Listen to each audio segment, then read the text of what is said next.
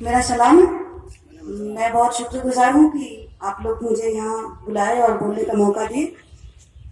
देखिए, अब इस हालात में हम जैसे दिल्ली से यहाँ पे आए, कुछ दिन पहले हम दिल्ली से मेवात गए थे। जगह जगह जा रहे हैं, जगह जगह बात रख रहे हैं, क्योंकि अभी ये बात रखना बहुत जरूरी हो गई है। ये संघर्ष करना बहुत जरूरी हो गई है, ये एकता बनाना बहुत जरूरी हो गई है।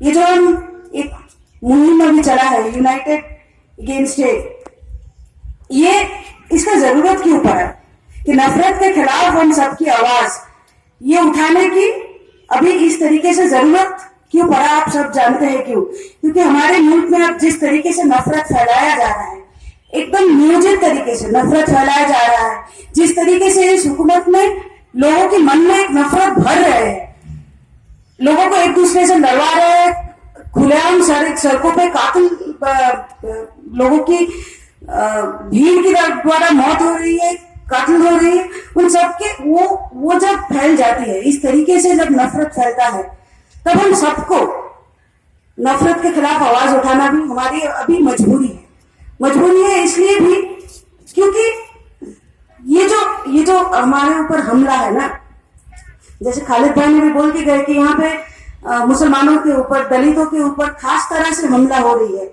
लेकिन हमला मुसलमानों के ऊपर, दलितों के ऊपर तो है ही, लेकिन ये हमला असलियत में इंसानियत के ऊपर है। ये हमला अपने असलियत के हमारे पूरे जमहूरियत के ऊपर है। और आज सारे लोग जो हम आवाज उठा रहे हैं, हम उस इंसानियत को बचाना चाहते हैं, हम इस देश की जमहूरियत को बचाना चाहते हैं। मिसाल के तौर पे आप जुनैद का घटना को अगर देखें, एक 15 साल के बच्चे को खुलेआम ट्रेन में, आप सब जानते हैं किस तरीके से चाकू मार के उसका कत्ल कर दिया गया।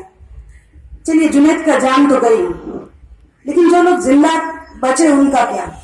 मतलब जो लोग जिंदा बचे, मैं बोल रही हूँ उनके घर वाले, जो लोग उनको मौत के घाट उठा दे।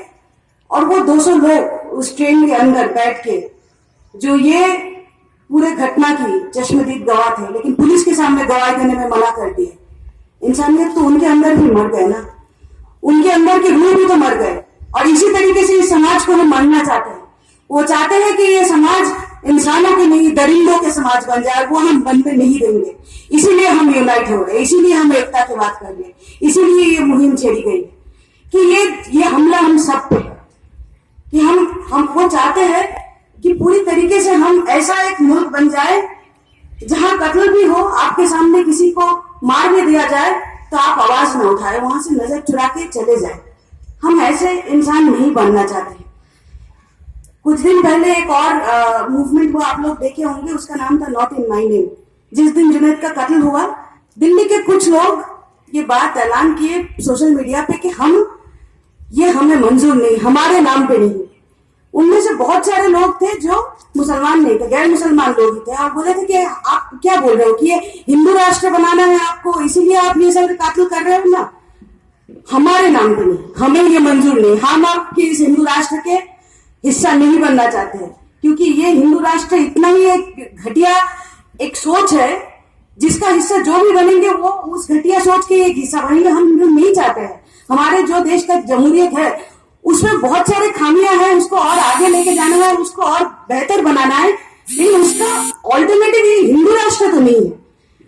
एक कुछ चंद लोग जिनका कोई पॉलिटिकल पार्टी से कोई ताल्लुकात नहीं है, किसी को इलेक्शन नहीं लड़ना है, बस ये जमहूरियत को बचाने के लिए ये बात रखी थी। और वो बात एक चिंगारी आग की तरह फैल गई। देश के 25 शहरों में लोग सड़कों पे आए और बोले कि हमारे नाम पे नहीं, हमें ये मंजूर नहीं। तो आज आम इंसान पूरे देश में आज बाहर निकल के यही बात कर रहे हैं। देखिए, अलग अलग बहाना बना के वो ये फूट डालने की कोशिश करेंगे, कभी गाय के नाम पे, कभी बच्चा चोरी के नाम पे। मतलब कितना रिडिक्यूलस बात है।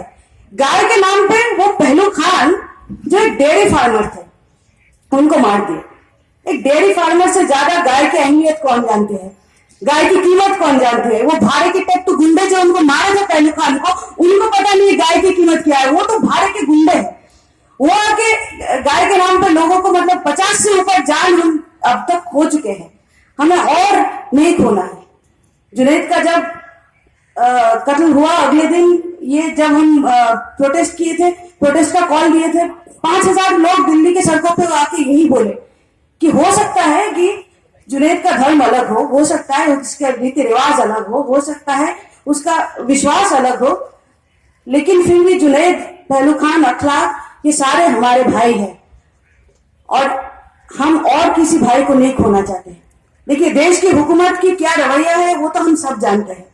वो पूरी तरीके से चाहते हैं अभी कि ये दरारें और पैदा हो, हम लोग डिवाइड हो, और जब ये डिवाइड वो करते हैं तब हमको सड़कों पे और ज्यादा आगे बोलना पड़ेगा कि नहीं, हम एक है, हम यूनाइटेड है। और क्योंकि वही एक हमारा स्ट्रेंथ है, वही हमारा पावर है, वो लोगों की, इंसानों के, आम आदमी की जो पावर है वो हम सड़कों में बार बार दिखाए, आगे आने वाले दिनों में भी दिखाए, ऐसे सारे नुक्कड़ सभा करके दिखाए कि हम भाई, आप जितनी ज्यादा दरार पैदा करने का कोशिश करेंगे हम उतनी बार आके बोलेंगे कि हम एक है।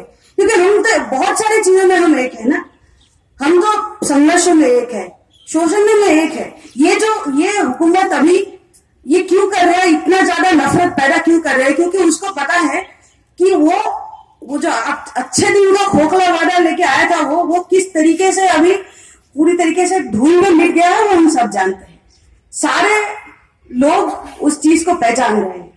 आज इस देश के किसान सड़कों पे है, इस देश में अभी कृषि में सबसे बड़ा संकट चल रही है और उसके चलते किसानों की आत्महत्या दिन ब दिन बढ़ रही है। इस देश के मजदूरों के ऊपर इतना ज्यादा शोषण हो रहा है, वो मजदूर कुछ भी आवाज उठाते हैं तो आप मारुति में देखे हैं, होंडा वर्कर्स को देखे, इस राजस्थान के अंदर बहुत सारे मजदूर आंदोलन चल रहा है, वहां पे भी आप देखे होंगे किस तरीके से मजदूर को उठा के जेल में डाल दिया जाता है। उनके जो मिनिमम उसका हक है वो उसको मुहैया नहीं किया जा रहा है और इसलिए भी वो भी लड़ रहे हैं। तो इस देश के किसान, इस देश के मजदूर, इस देश के दलित, आदिवासी, मुसलमान, महिलाएं एक्चुअल में वही मेजोरिटी में है। हो सकता है ये वोट के जोड़ घटाव में एक बार वो सत्ते में आ गए, लेकिन सत्ता में ऐसे बहुत सारे लोगों को हम देखे हैं, सत्ता में आए थे, पहले भी आए थे और अपने आप को खुदा से बड़ा समझने लगे और उसको लगे कि मतलब पूरे दुनिया हम चलाते हैं। लेकिन सारे ऐसे लोगों को, आम लोगों की मुहिम, आम लोगों की संघर्ष बार बार झुकाया है। ये भी एक सच है और इस सच को पहचानना, इस सच को जानना बहुत जरूरी है। इस सच को याद दिलाना भी हमारे लिए बहुत जरूरी है कि पहले भी ऐसे बहुत आए, पहले भी ऐसे बहुत लोग मतलब अपने आप को बहुत बड़ा समझे थे, वो चाहे हिटलर हो, चाहे मुसोलिनी हो, वो लोग भी तो उस टाइम पूरे दुनिया के आका समझते थे आप लोग, लेकिन जनता ने तो उनको भी धूल चटाई ना। ये सारी बातें भी इतिहास में है, वो भुला देना चाहते हैं।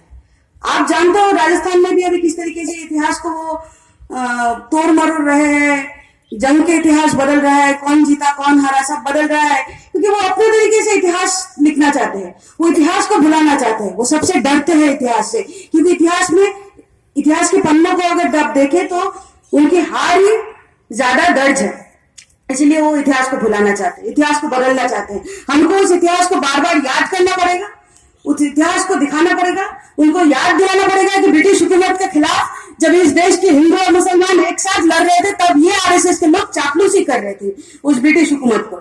आजादी का लड़ाई अगर कोई लड़े है तो इस देश के हिंदू, मुसलमान, सिख, ईसाई मिलकर लड़े और यही सच्चाई है, यही इतिहास दोहराना पड़ेगा कि ये लोग, ये कातिल, ये बार बार देश के जनता के साथ धोखाधड़ी की है, बार बार आजादी के जंग के साथ भी धोखाधड़ी की है और हम वो लोग हैं जो इन सच्चाई के साथ खड़े हैं, जो लोगों के संघर्ष के साथ खड़े हैं और आगे आने वाले दिनों में भी हमको इस एकता को बनानी है। क्योंकि बात सिर्फ कुछ समुदायों की नहीं है जिनके ऊपर सबसे बड़ा हमला है, बात इस देश की जमहूरियत को बचाने की है, हम सबकी इस समाज की रूह को बचाने की है, बात इंसानियत को बचाने की है। उसमें अगर हम फेल हो गए तो कोई नहीं बचेगा, कोई नहीं बचेगा और ये पूरा समाज एक दरिंदों के समाज में तब्दील हो जाएगा। हमें वो रोकना है, हमें इंसानियत को जिंदा रखना है, इसीलिए हम यहाँ पे यूनाइटेड हैं और आगे आने वाले दिनों में हम और ज्यादा यूनाइटेड होंगे और बड़ी तादाद में हम बार बार मिलेंगे, बार बार सड़कों पे उतरेंगे और इन लोगों को समझा देंगे कि ये देश, ये पूरा देश मेहनत कश जनता की देश है, ये आम लोगों की देश है, आम इंसानों की देश है। ये चंद आरएसएस के लोग जो आज हुकूमत में बैठे हैं उनका देश ये नहीं है। शुक्रिया।